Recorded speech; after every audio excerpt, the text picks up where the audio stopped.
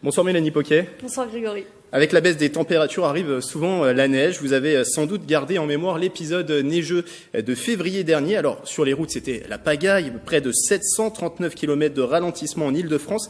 Rappelez-vous, certains ont dû abandonner leurs véhicules en bord de route. Les Yvelines ont connu une première alerte au mois de novembre, même si les flocons n'ont pas tenu. Et les collectivités sont déjà en alerte. On fait le point avec vous, Mélanie. Grégory, le département est mobilisé depuis le 12 novembre. Il y a d'ailleurs eu un premier salage préventif le 20 novembre dernier pour les chutes dont vous parliez à l'instant. Ce plan est installé jusqu'à la mi-mars. 2 centres d'exploitation sont opérationnels, Saint-Cyr-l'École et Orgeval, avec 5 agents. Ils sont d'astreinte chaque semaine pour faire du salage préventif des 450 km de routes départementales de secteur urbain. Il faut savoir qu'en plus de nos agents, on a un responsable d'astreinte sur l'ensemble de ce secteur qui lui est plus chargé de surveiller la météo la veille au soir, d'organiser les sorties en tant que de besoin en fonction de ses prévisions météorologiques. Les interventions ne se décident pas au pied levé. En général, c'est l'après-midi, on décide si on va sortir la nuit. Et en fonction des prévisions météorologiques, on est également capable d'anticiper si la situation va être critique sur 2, 3, 4 jours.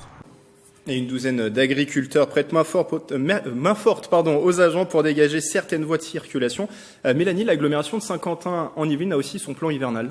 Et ce plan-là, lui, a débuté le 1er décembre dernier et doit prendre fin du côté du 31 mars. L'an passé, les agents ont même travaillé au-delà de ces dates. Alors pour les 12 communes, ce sont 12 engins qui sont prêts à intervenir en fonction de la météo et un engin de secours pour suppléer en cas de panne ou d'incident. Ce sont 10 personnes qui sont en charge des 320 km au sein de l'agglomération. L'objectif, c'est de rendre les voies carrossables ou empêcher qu'elles ne deviennent difficiles de circulation. Donc c'est du préventif d'abord avant toute chose, en fonction des bulletins météo, du salage, de la saumure qui est non polluante, qui préserve l'environnement et qui est plus efficace que le salage traditionnel. Alors pour être tenu informé, Saint-Quentin en Yvelines vous invite à vous inscrire sur le site peps.ski.fr. Il suffit juste d'entrer votre adresse mail pour recevoir les alertes. Alors vous avez parlé des routes, qu'en est-il des trottoirs, Mélanie ? Alors si un arrêté du maire le prévoit, c'est à vous de déneiger le trottoir devant votre domicile. Il faut donc déblayer la neige et assurer le sablage ou le salage en cas de verglas et surtout ne pas obstruer les bouches d'égout. Le non-respect de ces mesures vous expose à 38 € d'amende. Mais pour le moment, pas d'inquiétude, la neige n'est pas annoncée sur les Yvelines. Merci Mélanie pour cette chronique.